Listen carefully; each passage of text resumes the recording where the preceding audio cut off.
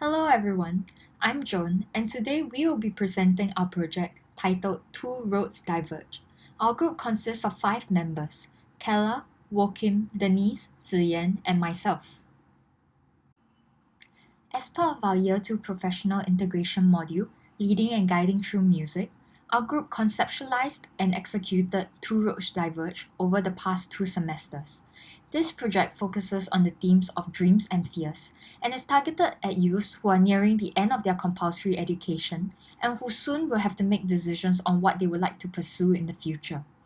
The motivations behind our projects came from our own experiences as teens, trying to clarify our own directions and make decisions for our own futures. Teen years are crucial to knowing one's own desires and dreams as they transition into higher levels of education and beyond. This stage of life is when people set themselves up to do, and if possible, achieve their dreams. Our project aims to start conversations about dreams and fears, to possibly lead a thought process of figuring out what these are after going through this process ourselves.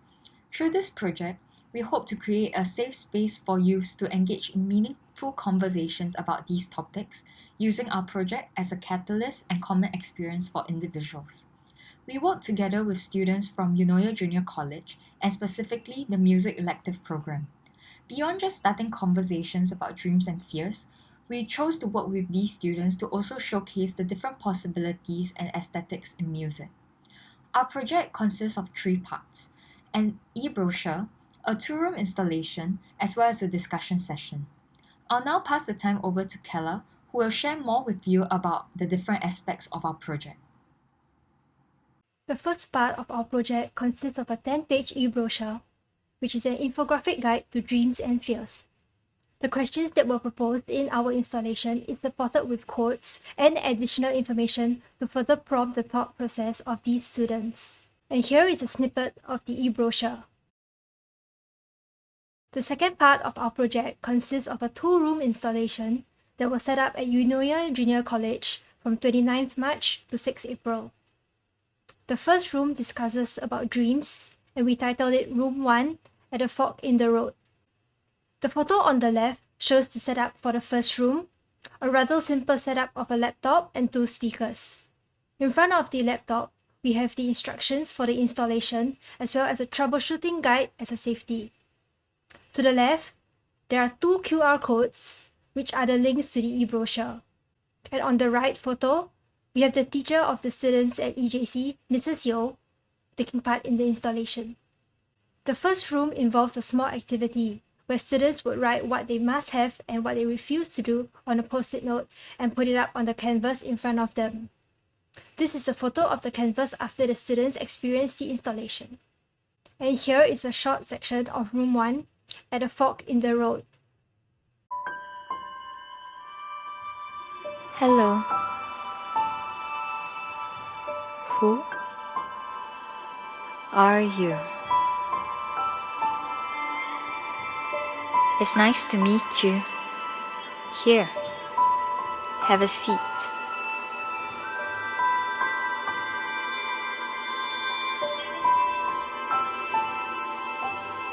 Remember the time someone asked you, "What's your dream?" What did you say?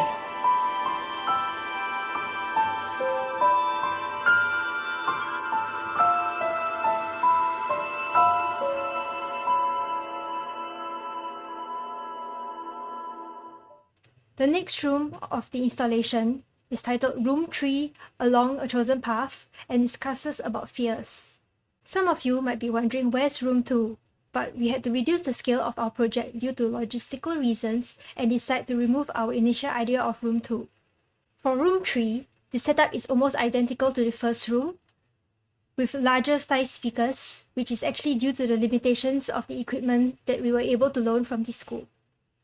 And instead of a post-it activity, we made a pinata, where the students would write their fears on a piece of paper and paste it on the pinata. The pinata would then be used for an activity in the discussion session. And here is a short section of Room 3 Along a Chosen Path.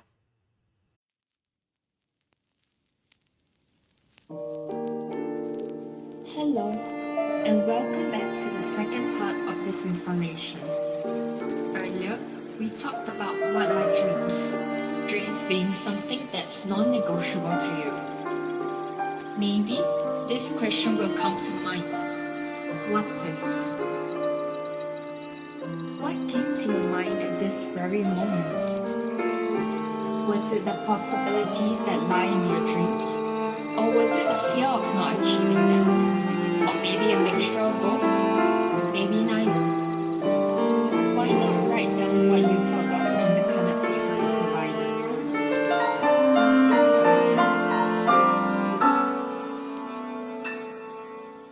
I hope you have enjoyed this short experience of our installation.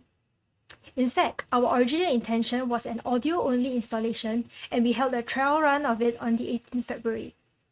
The visual aspect was actually only created after the trial run, as we received feedback that an audio-only installation was slightly difficult to follow. Therefore, we decided to create visuals to imitate the typing of a conversation through an electronic device. The execution of our installation went smoothly in general, as we were able to set up the equipment without problems and tested to make sure that everything was working well. Initially, we had concerns whether we would be able to loan the school equipment out, as it was to be placed in an external location for a week. Thankfully, the school was extremely helpful in this regard, and we did not have to hire external vendors. Shifting the equipment was more challenging than we had expected, as we had overestimated the size of the transport vehicle and we had a lot of heavy equipment to move. We also faced challenges creating a usable piñata. The piñatas made for the test run were not brittle enough to break, and the subsequent ones failed to keep shape and collapsed inwards. We finally managed to make a usable piñata after 6 tries and decided to just go with a single one instead. After our week-long installation, we held our discussion session over Zoom on the 5th of April. As part of the session, we created a Padlet for the students to share their thoughts and concerns about the future. Here, you can see several responses raised by the participants. We discussed the topics that had the most likes, and the students could engage in the discussion as well, either by speaking or posting responses anonymously. As a closing activity, we invited the students to break the piñata from the installation, which was actually filled with candy.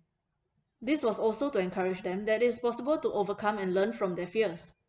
Here is a video of the students breaking the piñata.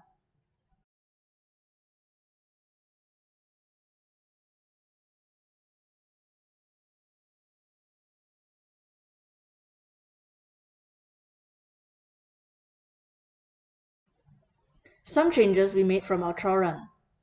Firstly, we changed the question in our self-introduction segment.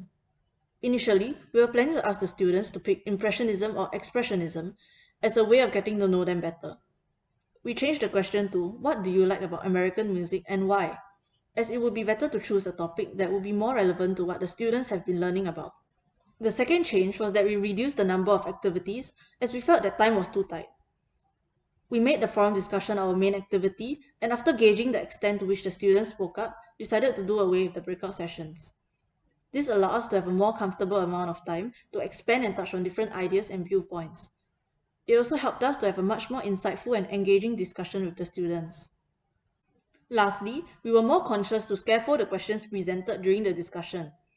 We tried not to ask questions that were too broad, but instead broke it down into smaller, more focused questions. Approaching the topics in such a way made it seem less intimidating and easier to talk about, which would encourage the students to be more willing to respond. Now, moving on to our discussion session. Here, we were trying to create a safe and friendly atmosphere for the students and us to share our experiences. However, during our practice sessions, it did not really turn out the way we wanted. The most obvious challenge we faced was that we created a rather uncomfortable atmosphere because we were nervous about not saying the right thing, or we would freeze and go in circles when we weren't sure how to respond. To make things worse, the 5 of us tend to be rather serious, which made the atmosphere a bit scary. So, we had to put in extra effort to make things lighthearted and less serious so that we don't go down the rabbit hole of lecturing people. And next was that, because it was an open discussion, we couldn't foresee what kind of questions or ideas the students might bring up. So we had to come up with different perspectives and ideas from what we had prepared on the spot. The last challenge was the language barrier for some of us who were not used to speaking English as the first language. To address the problems in our discussion session, we had additional run-throughs of this section with our teachers and Jason Lai. They gave us advice on things we could work on, for example by having a more open and curious attitude and using supportive language. We were also told to not take ourselves so seriously, to be able to laugh at ourselves so that we can share our own stories in a funny and relatable manner. It was helpful that we got to know the teachers at EJC and some of the students beforehand, so that during the discussion session we were able to have a more fun atmosphere by sometimes pulling the teachers in to share their own fears and dreams, which made the students more curious and interested. Regarding the unpredictability, we practiced bouncing ideas off each other and built on what our friends had to say, as well as discussed beforehand a few common worries that had been brought up. This helped us to get a better sense of how to respond during the session. For the language barrier, we told Ziyan to be more confident and just share whatever she wants to. If there's anything she cannot express, she can say it in Chinese and we will translate for her. Jason also shared with us that it is better to be straightforward and just say that English is not her first language, as this can help to build the sincerity and let students know that although all of us are from different backgrounds, we all have our own strengths and weaknesses and we are all here to learn and share. It also helped for us to laugh at ourselves when we had trouble translating on the spot, because putting ourselves in our teammates' shoes, we will be struggling too if we had to conduct the discussion in Chinese. Now, I'll be passing the time over to Joan, who will be sharing more about the execution as well as the impacts of the project. Thank you, Denise. Next, the execution. The actual discussion session went much better than we had anticipated. Many of the students volunteered to share their own stories and thoughts, and taking cues from the ideas and anecdotes we shared during our practices, we were able to pass the discussion session smoothly amongst each other while also getting various inputs from the students. On the day itself, we had to adapt to various situations in real time, such as to observe the willingness of the students to share. As a result, unlike what we had planned, we decided not to use breakout rooms. Since quite a large number of students seemed rather shy, they were willing to share their thoughts more through typing. As a result, we decided it would be better for us to remain as a large group so that majority of them would feel more at ease and would be able to share more easily and comfortably. Although we were still nervous about hosting this discussion, we were able to help and build on each other's thoughts to facilitate the discussion session. Overall, the project ran smoothly, and the students' impression of us was positive. While we did not conduct a post-project survey, we had students coming up to us while we were setting up or tearing down, telling us that they were really excited to participate in the installation or that they really enjoyed the experience. We also got a couple of text messages and feedback from the students as well as the teachers. Some of the things they said were that the installation felt like an older sibling talking to them. We were glad that we were able to make this experience quite relatable for them, and being not much older, we believed it made them feel more comfortable as well. Some also said that the experience was really insightful, having us share our own thoughts and experiences about dreams. A few students thought we were fun and interesting, which was actually quite a large contrast as to how our group saw ourselves, being a rather serious, goal-oriented group. It allowed us to discover another side of ourselves which we never knew we had. We did get feedback from teachers at EJC that they could tell we were nervous, so it would have been good if we were able to relax a little more and loosen up a bit. In terms of impact, firstly, we presented the different possibilities of what music could be. Quite a number of JC students grew up with classical music education, and performing and possibly teaching were the only prospects of music they saw. Music with effects or music technology, music as an installation were new possibilities presented to them. The EJC students are also currently studying contemporary American music as part of their syllabus, which many of them disliked as it differs greatly from traditional classical music and often explores possibilities in sounds and at times noise. The music in our installation offers a more tonal alternative to contemporary music and exploring electronics effects, which allows the students to have a taste of another style of contemporary music. We sensed from the discussion session that it was the first time for some students to speak up about their worries about their aspirations. The installation and discussion provided some students with the opportunity to voice out and clarify their thoughts towards it. We received feedback from the EJC teachers that our personal experiences we shared had inspired some of them to be more certain about their decisions, be it pursuing music or others. We were also able to offer some advice or information about pursuing music in YST. While many J2s were unable to attend due to conflicting schedules, the teachers kindly allowed us to hold a discussion session during the J1's tutorial class time. So it broke the monotony of a normal classroom lesson, which most of the J1s and even some of the J2s who attended were happy about. Soon after we formed the group, I think we realized that our group's general demeanor and personality was quite introverted, being mostly composed of people who like doing things behind the scenes over leading in front of a crowd. Knowing this and the fact that we had a mixture of people with very different skill sets, we decided to design this project around tapping upon each of our strengths. As we felt that this project needed a human connection between us and the audience, we also held a discussion session with the JC students, providing an opportunity for us to step out of our comfort zones and work on our almost common weakness, presenting and expressing ourselves to an audience. While working with each other was not new to most of us, the sheer number of moving parts this project had meant that the spotlight was placed on our different working styles. A prominent and recurring difference in this department was the way we worked within the set schedule. Some of us wished to get the work done at least 2 days before the due date, while others preferred taking their time doing their part. There's a definite need to know each other's styles and communicate that effectively, and to reach balance or compromise as to minimize unnecessary stress, worry, or unhappiness. Also, things which may seem self explanatory or simple to one person may be extremely difficult to another. We couldn't exactly assume that certain things are understood or easily done to or for everyone. When things went wrong, we just found it best to attempt to address the issue first before getting overly upset. Sometimes just going with the flow instead of sticking to the original plan will allow a more natural interaction between people. As we were really worried about the discussion sessions, given that we weren't the best with thinking on the spot, we wrote a complete script initially and kept relying on it during our practice sessions. We were told that we were too serious and uptight, which made it unnatural and uninviting. Finally, learning when to scale down the project was a hard one to swallow for all of us. We had grand ideas from the start, like 3 rooms, fairy lights, and cardboard boxes for each student, but quickly realized that these were too much. Big ideas and big dreams, as we have discussed with the students, are wonderful to hold in our hands, but eventually have to face the constraints of the real world. We eventually reduced our workload, and even then, be it changing recording schedules or unfamiliarity with arts and crafts, some of us still had to spend more time than expected to complete our tasks. Now, there are quite a few ways we could improve on hypothetical future implementations of this project and similar projects. Firstly, when health related restrictions are lifted, a face to face session would be way more effective than the virtual format we were forced to hold. Interaction between us, the students, and the installation would be much smoother sailing as everybody would be in the same room. Secondly, we could have scaffolded that discussion more progressively. Some of our questions, such as what do you fear, were a little too broad and could be broken down into more focused and specific questions. Such questions would be far easier to think about and answer because they have a sense of direction. The installation would have also benefited from some animation and compositing skills.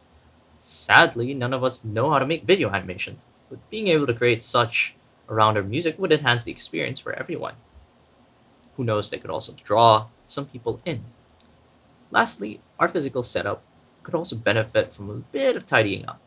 By hiding the electronic equipment like the audio interface in the actual installation, we can isolate the installation from the outside world around it, creating a more cohesive experience and a cleaner, more inviting look.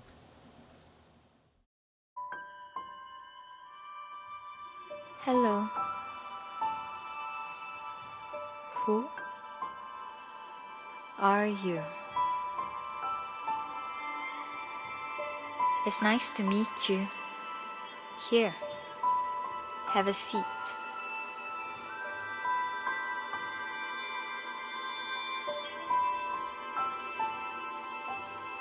Remember the time someone asked you, "What's your dream?" What did you say?